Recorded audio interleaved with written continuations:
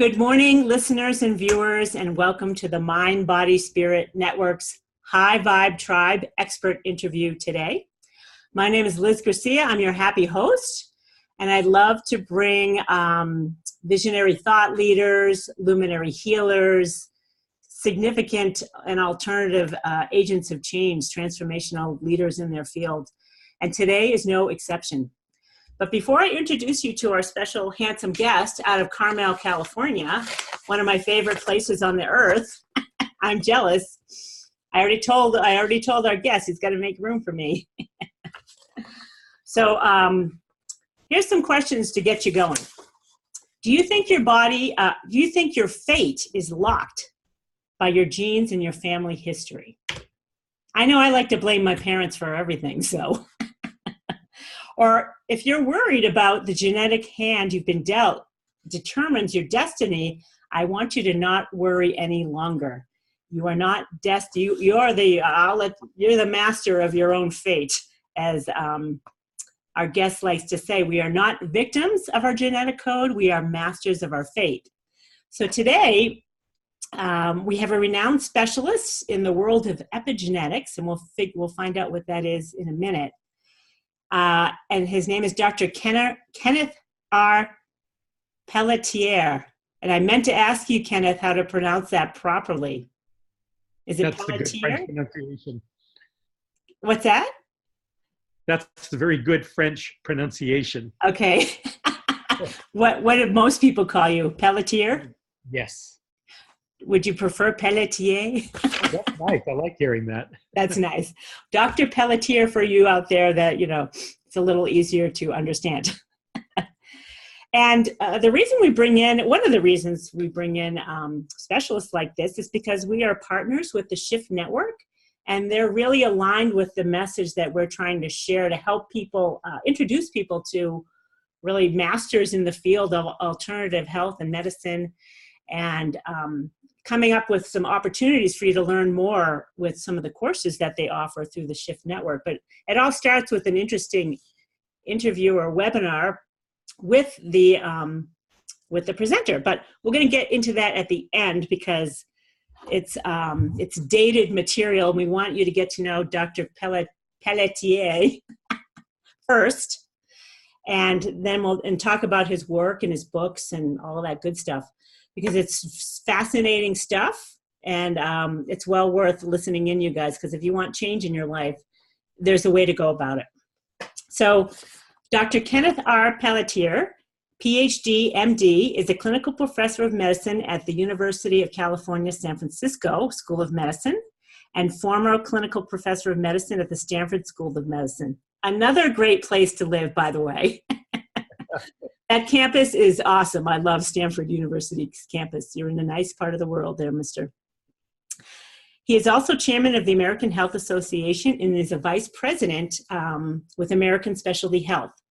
At the University of California, San Francisco School of Medicine, he's director of the Corporate Health Improvement Program, a research program between CHIP, that's the easy way of saying that, CHIP, and 15 Fortune 500 corporations, including Cisco, IBM, Dow, Prudential, Cummins, Ford, and PepsiCo. Dr. Pelletier has authored numerous books, including international bestseller, Mind as Healer, Mind as Slayer.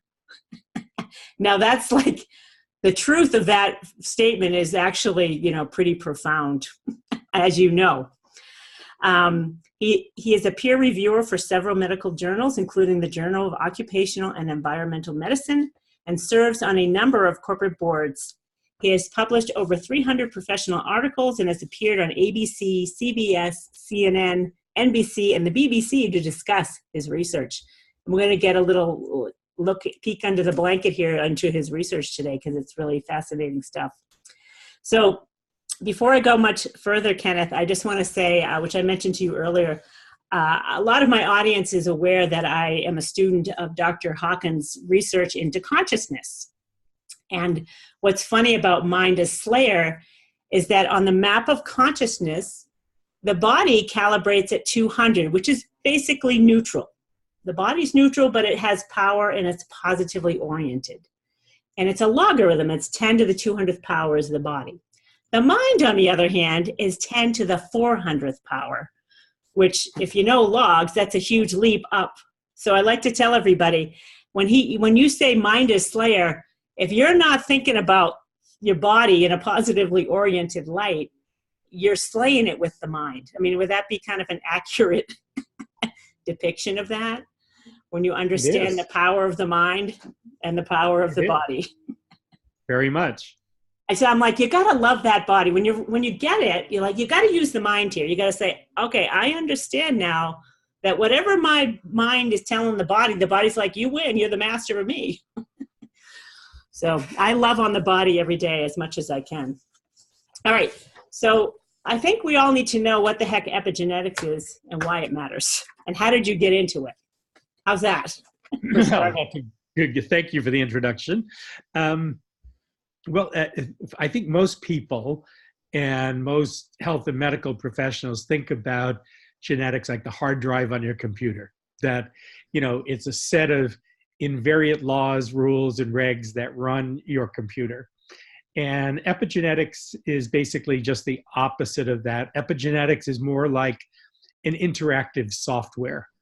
And it means that everything that we do, our interactions with our environment, our friends, our diet, our stress, everything, has a profound impact on our genes. And epigenetics means above or around the gene. So everything that's above and around the gene that either gives it expression or suppresses it, either gives it a manifestation or not, is what we mean by epigenetics. Oh. So it's like the vibration that's going around, sort of, like there's like belief and thoughts and whatever, or what? Well, yes. I mean, there is excellent meditation research that we do have a direct impact. Our thoughts, our beliefs do have a direct impact on genetic expression. Diet does, stress, exercise, the environment, our friends, our pharmacology, all of those things have a direct impact on whether something that we have as a genetic push, and it is, genes are a push in a particular direction. Whether we manifest that push or we suppress that push is really up to everything we do from the point of birth onward. So you called them vulnerabilities, which is, I think, a good word. Like, where are you vulnerable and how do you become aware of what those are? Correct. So we have most genes, the genetic research goes in two totally different directions. One is vulnerabilities and predictions about disease. So 23andMe is the most common example. You'll have a 40% likelihood of heart disease. I object to that because and I've written this in my book and they don't like it, but that's a good sign you're onto something. It is. Well, it happens to be true that it's statistical. It has nothing to do with you. It's a probability. It says 40%. It means that 60% of people that have the same genetic profile don't have that disease. So it's just statistics. It's not you. It's not you as an individual.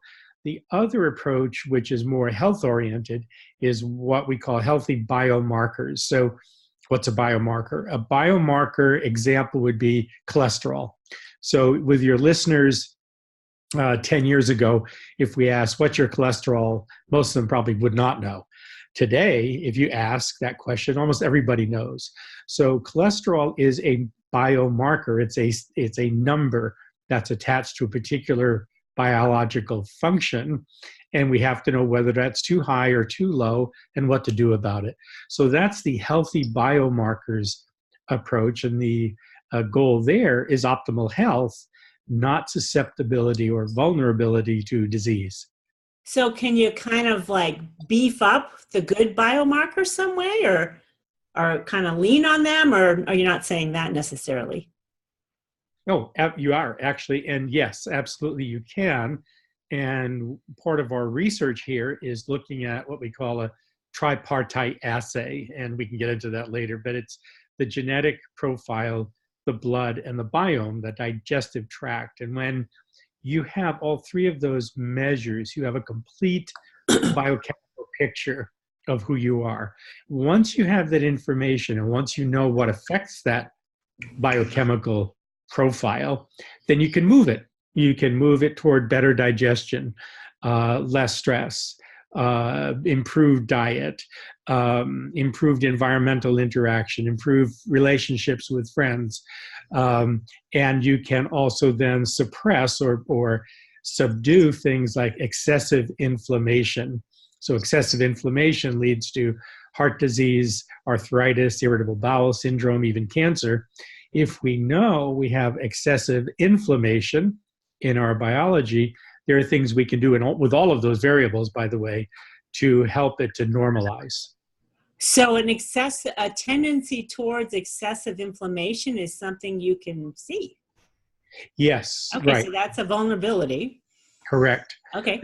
There are markers that we have, like C-reactive protein, or CRP, is a common marker for inflammation related to heart disease. Well, once you know that, then that means with diet, exercise, stress, pharmacology, you can completely bring that within a normal range and move from a disease vulnerability to a state of optimal health on that measure.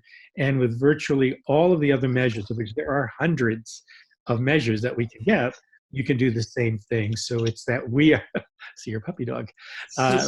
She likes my desk. I could tell. And listening to our expert, she's a smarty pants. I'm sure she is. She's learning something.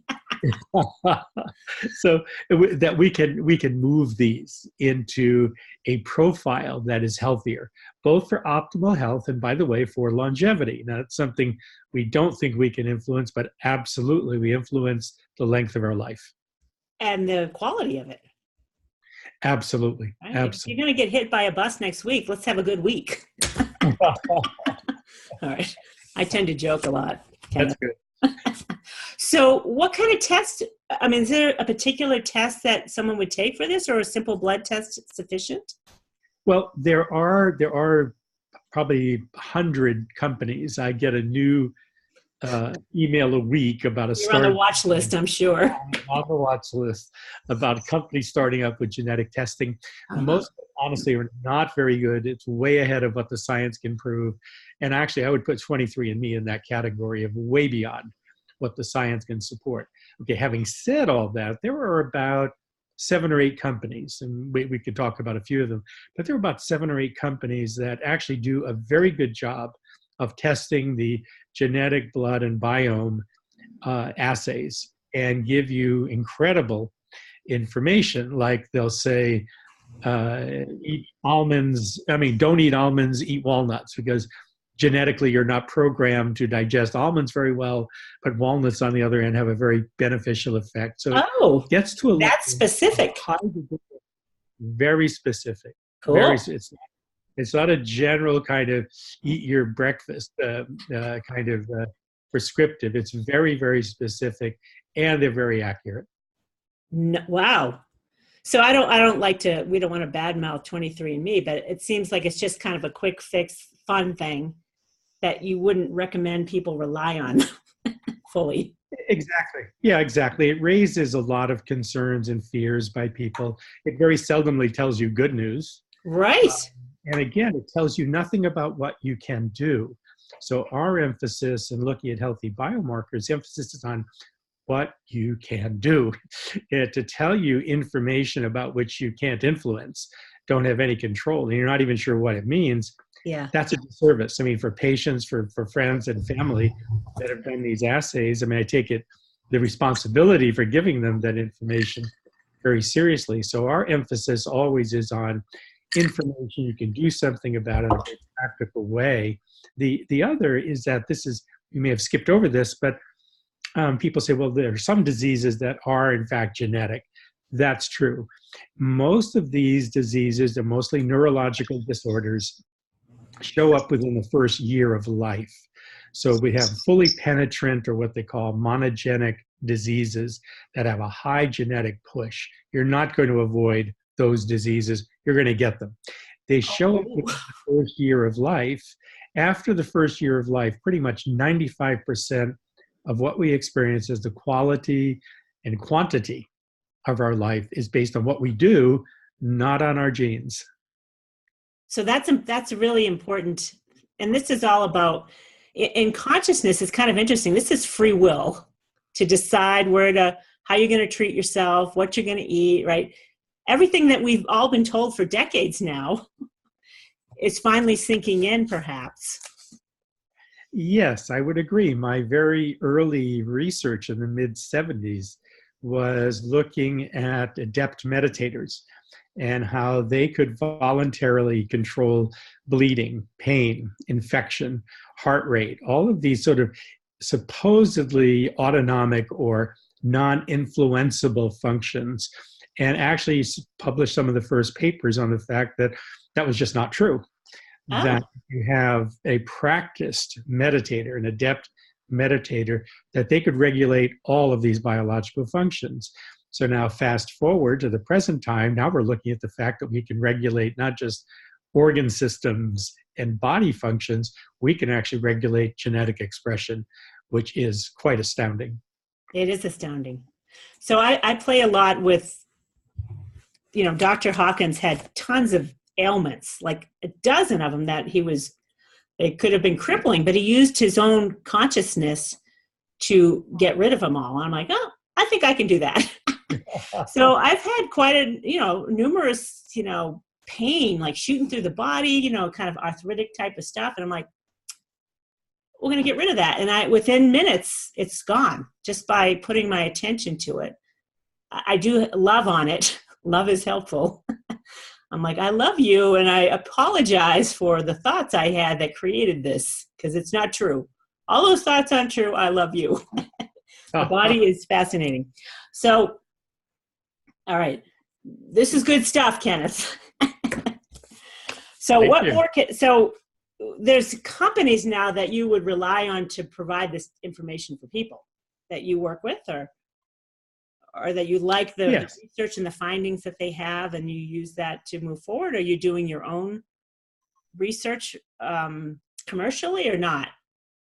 You just do, this is my work is all research, and any of the companies, by the way, if we talk about a company, I don't have any, just for disclosure, on any financial interest or benefit. The kickback doctor is on today. Right. No, none of that. I don't have I'm any sure, Kenneth. It's kind of funny. in any of these companies. So many doctors are just tied to that, though. It's kind of too bad. But anyway, that's another issue. It distorts the information. You have to wonder, what's he or she getting out of it versus is it really good for me? Yeah. And what we're talking about is really hardcore research, and it is good for you. Yeah. And it does give you, and you're right, it gives you the ability, the free will to make decisions. Are you going to eat foods that you know are inflammatory, or are you going to avoid them? Are you going to develop a stress management technique, or are you going to believe that you're a victim of stress, which you're not? Right. Are you going to be completely sedentary and worry about joints that don't work well, or you're going to get out and start moving, even if it's a moderate walk? Are you going to find the right pharmaceutical for your condition, or saying, oh, all pharmacy is bad? It's not, but it's used often excessively. But those are all, if you think about it, those are all personal, individual, action point decisions. That's what we emphasize. Nice.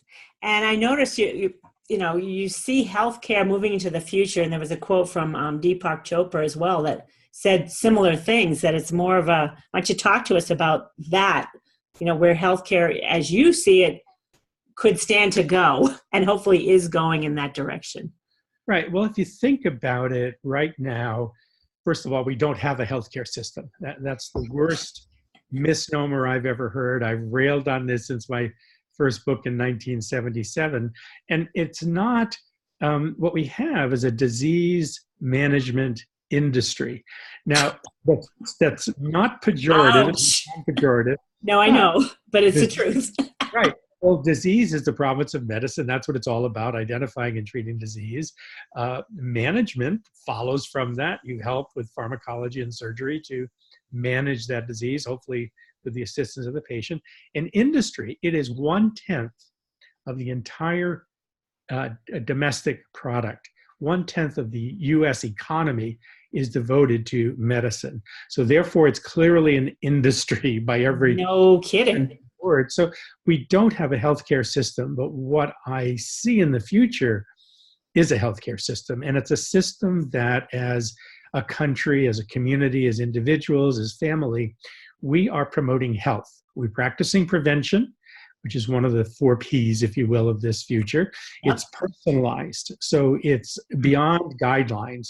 You look at every dietary guideline that has ever been created are awful.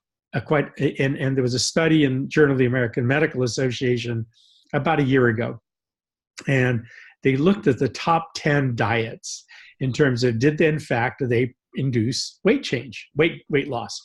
At 6 months, all of them were equal. Didn't matter which diet you selected. Really? You lost about an equal amount of weight at 6 months. Okay. Then they looked at 12 months. What they found is that in all 9 of the 10 diets, everyone gained the weight back. So it didn't matter where you started, you lost weight, then you gained it back. The only one where they did not see a return to the previous heavier weight was Weight Watchers. Now, that's not a healthy diet. Weight Watchers is not a great diet. But if you look at what they do, they provide food, they provide ongoing support. You have individuals you can relate to and that keep you on track. That's the critical element. So providing easily accessible, quote, low calorie, relatively healthy food in the context of other individuals, that will sustain your weight change. So the point is that general guidelines in the future of medicine are going to be irrelevant. What we need are these biochemical profiles. So the diet that works for you is the diet that works for you. Yeah. And you can tell that through these biochemical markers. It will tell you, as we said, eat walnuts, not almonds. It gets down to that degree. I mean, that's huge. Of specificity. To be that detailed? It is huge. And it is. No, it's even better, Kenneth, just to like a little, if it's in my biomarker that eating raw cookie dough is good for me, I'm going with it. Well, that's interesting you should say that. One of the companies that I particularly like is a company called Day2, Daytwo, day2.com. They're an Israeli company. They're just coming, they've been in Israel for 10 years, and they're just coming into the United States. But one of the graphs, and it's very good for people that are concerned about sustained weight loss, pre-diabetes, insulin resistance, or type 2 diabetes. So it's focused on that. But the point is that they have a graph, and they ask you which food is going to spike your blood sugar. In other words, produce a glycemic spike. Which is not good. Which is not good. Okay. Especially if it's repeated over and over again, day in and day out, week in and week out, leads to pancreatic exhaustion and pre-diabetes. So they ask you, which food is going to spike your blood sugar more, a banana or an Oreo cookie? Oh, and? So what would you say? I would say the cookie, but Okay. I do have an awareness about the banana. Well, I would say 99% of the people guess the Oreo cookie is going to be the spike. What they show in their data is about 30% of people have a worse spike from eating a banana than an Oreo cookie. Now, that's very surprising. Yeah. And you have no way of knowing that except to do a glycemic index. You'd never know that. So you're eating a banana thinking you're doing something for your health. And in fact, it's very negative. Yeah. And you could be eating an Oreo cookie if you wanted to. Tell Weight Watchers. I was a Weight Watcher for many years, and I love their program. But right. So you're in a good program. That's a good one. So that's an example of the kind of information that's counterintuitive. It doesn't make sense. And they have another graph that shows 4 different people eating exactly the same food produce 4 entirely different glycemic spikes. One person spikes very high, other person stays flat. Same person, 4 different people, same food, same amount, 4 totally different glycemic responses. So again, it's not general guidelines. In our cardiology clinic here, we have found that patients would come in on a diabetic diet, and they'd say, I'm doing everything you told me, but it's not working. I'm not achieving better control. And the doctors would say, well, you can't be doing everything, because if you were, you'd be better according to the guidelines. Well, what we found, and we did genetic testing on these people, and we found that, in fact, they were following US government dietary guidelines for diabetic control, but because of their food sensitivities, they were getting glycemic responses on the guidelines. So we gave that information to them and to their doctors. When they both got together on the same page, what they found is dramatic, meaning in 10 to 12 weeks, reductions in glycemic response when they ate according to their individual biochemistry, not according to national guidelines. So that, to me, this personalized medicine is very much what we'll see in the future. Now, did you send that research to the government by chance? Yeah. I mean, well, they're giving out guidelines that don't serve probably most of the people at all. I mean, well, I would agree with that. And government has a lot of inertia. Dr. Francis Collins, who's the head of the NIH, has dramatic statements. He and the Surgeon General, within the last year, have made dramatic statements about the necessity of moving toward personalized medicine. Now, the NIH budget, huge. I would agree. Did you like shake your, yayas when you heard that? I did. I'm thinking of a cheerleader, yayas, whatever. Like those. He's very good, and he's very bright. But the NIH budget, of course, was set 5 years ago for research we're seeing now. So it takes a long time for the announcement, even by the senior person, to have an impact. But we will see, and there is more research currently funded now, looking at the specifics of personalized medicine in diet and pharmacology and genetic engineering for us. So it's coming. It's slow, but sure. It's coming. Well, we're just, I was thinking earlier as you were speaking that doctors were trained, in their, the 50s or 40s or whatever, to just treat the problem. Like, because they're like, I got to treat the problem now or you're going to die, right? You didn't really think what was going on in the background. You're like, oh, crap, I got to just fix this. So maybe they got into that kind of mentality. We just got to fix the problem. And the patients are wanting the problem fixed. So you got the pressure of like, fix me, right? And now that there's a little bit more kind of space to look at what's going on before the problem gets there. It's just kind of like an evolution of consciousness of medicine is what it is, seemingly. We're just... That's very articulate. I would agree. Yes. So I have to mention, I don't know if you've seen this ad for healthcare. It's some healthcare company on TV, and they're now introducing the notion of telling your doctor how you feel. It's kind of, I don't know if you've seen that yet. No. Yeah. No, I've not seen and it. I have this awareness. So I'm like, whoa, they're getting it, because how you feel is going to determine what you're talking about, is going to determine if you're going to get cancer or not. If you feel like crap all the time, you got a problem. How can you? So it was interesting that this ad is saying, tell your doctor how you feel. That's very good. I'm very glad to hear that. I know, it was a good one. I'm like, someone's waking up. Yep, I would agree. Insurance companies, they got tons of money. They're probably doing the research. They're like, you know what? There's research here about feeling. If we can cut our bills and make more money, let's do it. Well, interesting you should mention that. I am consulting with one major national insurance carrier. And what they're working with, it's not available yet in the public, but it will be, is an entire life insurance plan based on your genetic profile. Oh. So, for instance, if you show up as a high risk for heart disease and they have programs that will reduce that risk for you and you enroll and participate actively, they will give you a reduced premium because the likelihood that you're going to die and collect against their insurance, it's much less than someone with the same risk profile who doesn't do anything. Right. They're really working toward a mutual incentive so they can charge you less. They still make money on the premium, but you are getting a life insurance policy that covers your family, wherever you designate, for much less than you would if you have no involvement in managing your risk. So I think it's a great idea. These are the kinds of innovations that are part of this personalized future of healthcare. I'm very optimistic, actually, about what's occurring. That's good news, Kenneth. Not to keep bringing up, I love talking about consciousness research because it talks about where truth and power is. and win-win solutions. If corporations and governments understood the power in a win-win solution, there's tons of power there. It's supported by consciousness, which is what you're talking about. They're realizing win-win solutions, because there's a skeptical mind of the businessman. I just want to win. It's like, Right. Win-win solutions is where there's true power. You're going to have a customer for life, and you're going to make a lot of money with them, and they're going to be happy, and you're going to be happy.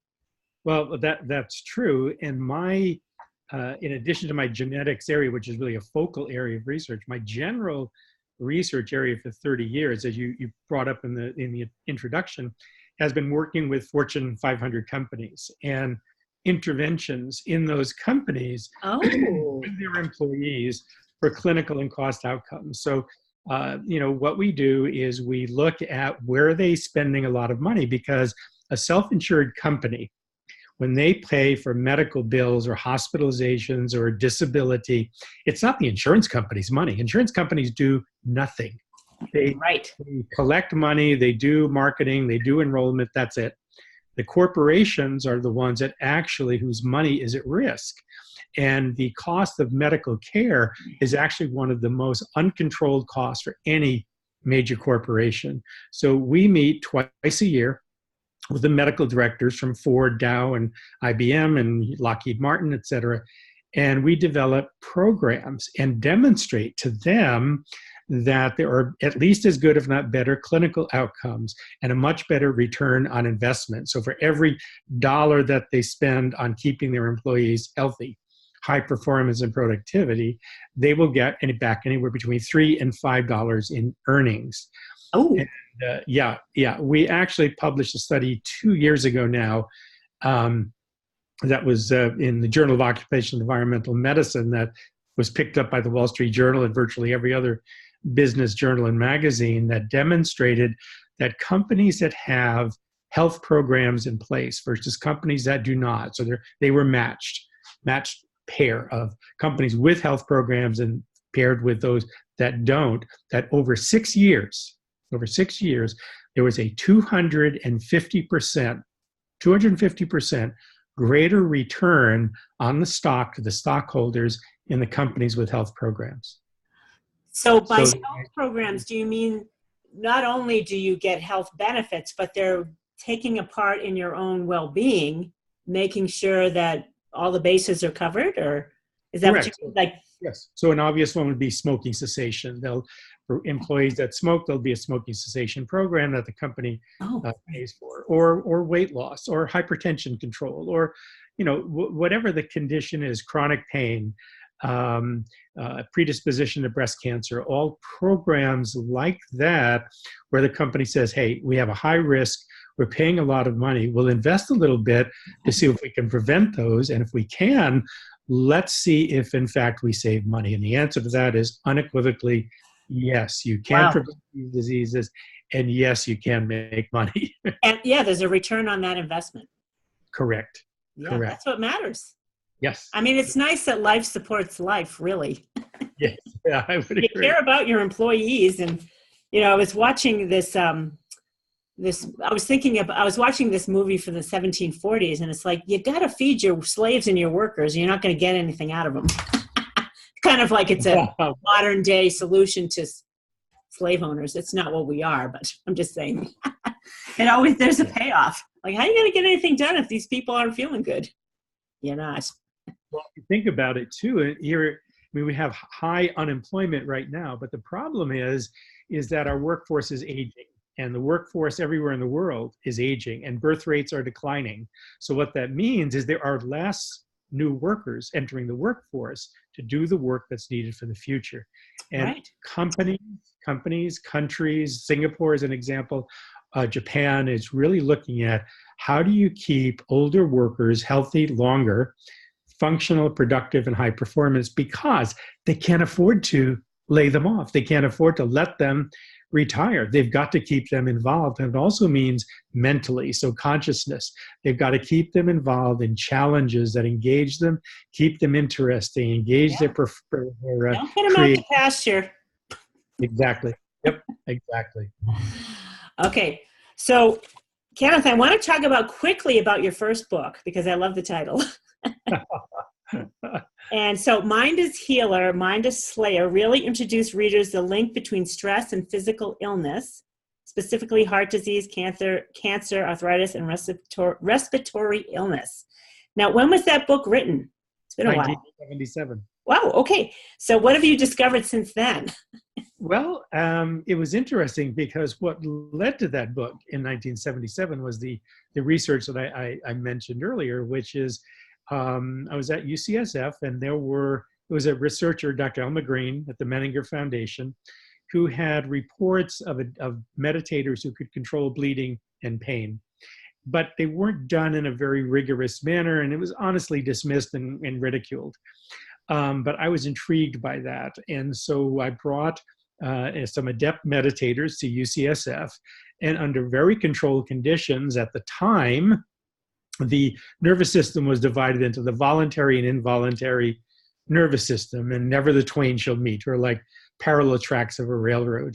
But I knew that wasn't the case, because if you think about it, you can hold your breath, that's voluntary, but at some point your oxygen levels drop and you gasp and you start breathing, that's involuntary. You can keep your eyes open for a period of time until basically the water on your eye dries up, and then you blink, and that's involuntary. So somehow these two were not disconnected. So we did research, and these people would skewer themselves. In one case, a man from Holland who would skewer his left bicep with a sharpened knitting needle. Oh! Now, this is a do not do this at home. No, don't. It takes a tremendous amount of effort and exertion to push a bicycle spoke through your arm. And what we found is that when he was not meditating, he bled and had pain and heart rate changed just like all of us. But when he was meditating, it was as though he was on a beach. Heart rate stayed normal. The rate was regular. No change in his electrical activity in his brain. He looked as though he was relaxing on a beach. So that suddenly said, okay, there is a huge degree of control of the mind over the body when a person has training. So that became the initial publication and led to Mind is Healer, Mind is Slayer. And that entire book was the first time of looking at what was the role of consciousness, volition, of choice, of lifestyle factors on the creation of diseases that we know are preventable. I mean, even at that time, 1977, there was discussion of prevention of disease. And I had one patient that said, for years, my doctor told me I needed to prevent this. He never told me how. Oh. So the book was the how. And I'm glad you liked it, right? Cool. And I'm glad you liked the title, because my publisher at the time hated it. Oh. Wow. I was a meditator, so I've meditated since I was, in early, maybe a sophomore in college and undergraduate. And I did a Zazen, or a Zen form of meditation. And one of the Zen koans is the mind is the slayer of the real. So I had Mind is Slayer in my mind as I was writing the book. And one morning I woke up and was the other side of the coin, Mind is Healer. So Mind is Healer, Mind is Slayer. Yes. When I suggested that to the publisher, they hated it. And it got so bad in the debate, I would call it a debate over whether to use it or not. I said, look, I'll give you back your advance. Just keep the title. Let's publish the book with the title. You don't have any financial risk. I'll take the risk. And finally they said, okay, we'll do it. Anyway, long story made short, obviously we were right. Worked out okay. Worked out very well. Nice. So now, what is this? Almost 50 years later, I still get royalties on that book. Nice. You're a pioneer to have meditated of your generation as a 15-year-old. Hello. Yeah, well, I was probably 19 at the time, but there were a lot of things that happened before that, but it just seemed to me pretty obvious. I mean, I've been reading literature from in Tibetan Buddhism and philosophies like Alan Watts and other people that were popular, if you will, in the 60s, and just began to think, wait a minute, they've really got a lot to say here, and then what is it? And that led me one step leads to the other until finally you're meditating. Wow. Okay. I am your grasshopper, Dr. Kenneth. All right. So we don't have a lot more time here, but I want to talk about your newest book, because this kind of leads into the Shift Network event, right? Yes, it does. Okay. So let's talk about change your genes, change your life. And we're not talking about those True Religion $300 genes. No, not at all. Okay. So the book is, as I said, sort of fast forward from mid-1970s to now. About 7 or 8 years ago, we in our CHIP program began getting inquiries from the medical directors, and they're saying our executives want genetic testing in their annual physical. What do you think of that? And I said, I don't know. I said, when I was in medical school, the genetics was a Watson and Crick, DNA to RNA replication, end of genetics 101. That was all we learned. Yeah. So I said, I've got to go back and relearn this. So starting 7 or 8 years ago, largely with the influence of Elizabeth Blackburn. She's a professor of medicine here at UCSF and actually won the Nobel Prize about 5 years ago for the discovery of the telomere, which is the marker for aging. That's another You're subject. hanging out with good company there, mister. It is. And so it was really then thinking through what are the influences. And so the book basically goes chapter by chapter. It looks at diet. What do we really know about diet and its impact on genetics? Stress. What do we know about the negative impact of stress or the positive impact of meditation? What do we know about physical activity and the negative impact of basically sedentary living? Then we look also at the environment, that the physical exposure. So genes, my book title is Change Your Genes, is actually a gotcha, because genes don't change. They can be damaged. They can be damaged by radiation. They can be damaged by petrochemical exposure, by estrogen disruptors. They can also be damaged by petrochemicals. So you look at, that's why I'm very concerned about the Monsanto issue with the use of Roundup. Roundup is a known carcinogen. It is unequivocally a carcinogen, recognized by the World Health Organization. The US EPA has not ruled on that, if you will. I think that's largely because of lobbying, not because of the science. Right. So then look at what's the impact of the physical environment on your genes. And then lastly, the psychosocial environment. The idea that friends can be good medicine, our connection or not to other people, or not. Right. Our The right connection to other people is the positive. Our depression and withdrawal, negativity about other people, about animals, about the world as a whole, has a very negative impact. So each chapter, and in the course coming up for Shift Network, it's a very practical, here's what the research says, and more importantly, here's what you can do to influence each one of those in a positive direction, so you can optimize your biomarkers for improved health and extend your life expectancy.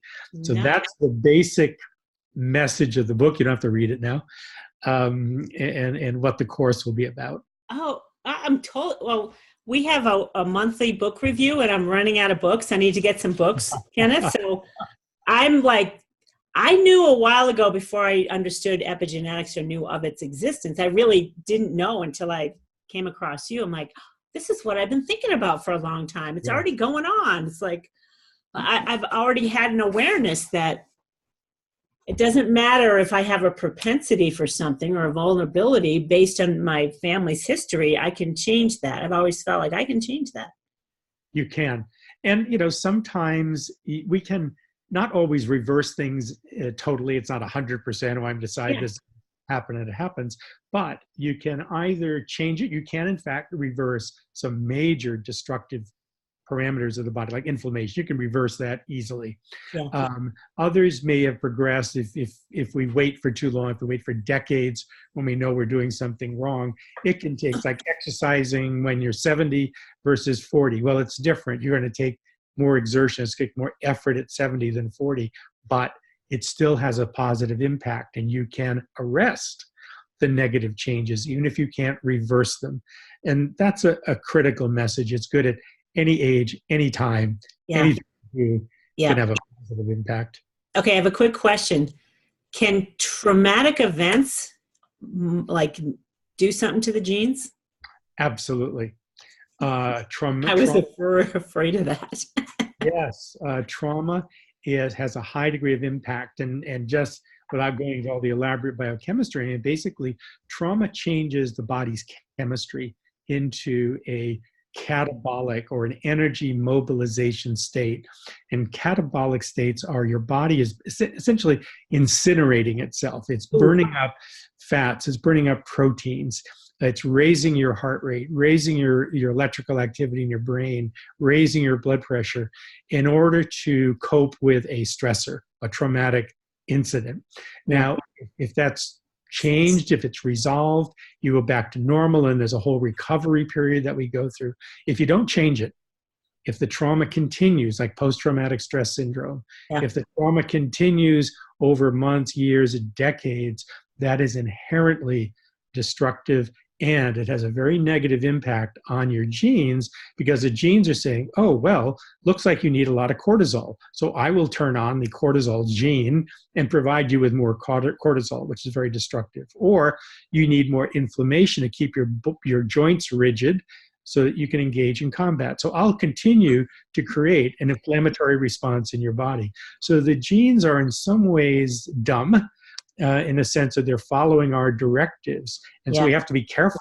What is it that we're asking of our genes? What is the instructions that we're feeding into our mind-body system? And what are the unresolved traumas, unresolved conflicts that we need to resolve in order to achieve optimal health? Yeah. Okay, well, I had quite a few traumatic events, and I knew at the time, I'm like, holy crap, how can the body, I mean, I can barely be in the presence of this, and how's it going to affect the body? So I kind of resolved it on my own, but not, well, we'll see. Mind over matter. I'm just going to stick with that. If I die, it's okay. I'm good with death. Death, there's a lot to look forward to in transition. So I'm good with that, well, no matter what. And I'm like, God, you know, I made a ridiculous creation here. So whatever is fine. Yeah. All right. Well, it's interesting is we've studied long-lived people, and one of the things we find is that they're not concerned about death. Yeah. What they're concerned about is disability, becoming a burden on other people. But when you live into 90 and 100, the reality is they die very quickly. Within 2 or 3 days, they know it's coming. They'll even say that it's coming. But you don't have these periods of 30, 40 years of disability, of pain, of agony. That's gone. They call it the squaring. Jim Freeze, who's a professor of medicine at Stanford, calls it squaring the curve, that the longer we live, the more rapidly we die. And so that's not an issue. Which is a good thing. I would agree with that. Yep. I always felt like, you know, I'm going to know when I'm going to die. I'm just going to be like, all right, let's exit stage left right now. I'm ready to go. Probably will. So that's kind of pointing to that. It's like, oh, I'm just going to stay healthy. And then when I'm ready to go, I tell my dogs that too, who I love. I'm like, I can't, you know, one of my dogs was hit by the car in front of me. It like traumatized me. I'm like, oh my God. So I'm like, you guys I tell my dogs, stay healthy. I love you. And when you're ready to go, I'll be there, and just go. I'm going to be there with you. Nothing messy. That's a good attitude. So, good attitude. Yep. Kenneth, you are a joy. And let me share your website. For listeners of the podcast, it's Dr. Pelletier.com. drpelletier.com. And I will have it on the video. I'll have it written out so you don't have to guess. And we'll have links below the podcast notes so you can connect with Dr. K, Dr. KRP. And we'll be sure to share his books. You can check out his newest book, Change Your Genes, Change Your Life. I swear I'm going to read that one, Kenneth. And then I'll review it in our monthly book review. So I'll let everyone know what I thought about it. I'm sure it'll be fine. And then your original bestseller, Mind is Healer, Mind is Slayer. I mean, seriously, they're both. The healer and the slayer, where you're going to give it your attention. And the Shift Network event is coming up late July. So far, that's what I have, late July. And typically we'll start with, this is 2019, gang. If you guys are listening to this after 2019, that's okay. We'll always have links to Kenneth somewhere. It's late July, and it starts with a 1-hour webinar So you can get to know Dr. Kenneth R. Pelletier better. And he's going to talk more about his book and his upcoming course, which I think that's a live thing, right, Kenneth? Like 7 or 8 weeks? Yes, it Yeah. is. I think Once it's a week? 7 or 8 weeks. Yeah, okay. So you'll be live with him as he's teaching you about all this stuff, of how to change your, turn that mind into a healer. Let go of the slayer. And so that's late July, and we'll have links to that as soon as that becomes available. Kenneth, I can't wait to come see you in Carmel. I'll cook for you. I told you I had a restaurant. I'm a pretty good cook. I come stay. I would look forward to that. How's that? Oh, good. I'll look forward to that. Thank you so much. And listeners, thank you. Very nice discussion. Thank you. Listeners, if you're liking what's going on here, please comment. And if you have a question for Kenneth, I'll be sure to pass it along and get an answer for you. And or just go to his website. You can check it out there. So our podcast is highvibetriberadio.com. You can download this and listen to it in your car on the way to work and think about how you're going to start using your mind for the healer and let go of the slayer. And because you're not a victim, you are a master of your own fate. And then on YouTube, you can see us and subscribe to highvibetribetv.com. And then our website is the mindbodyspiritnetwork.com. We got a lot going on there. We're .com and all over the web. My name is Liz Garcia. Over and out. Kenneth, thank you so much. Thank you so much.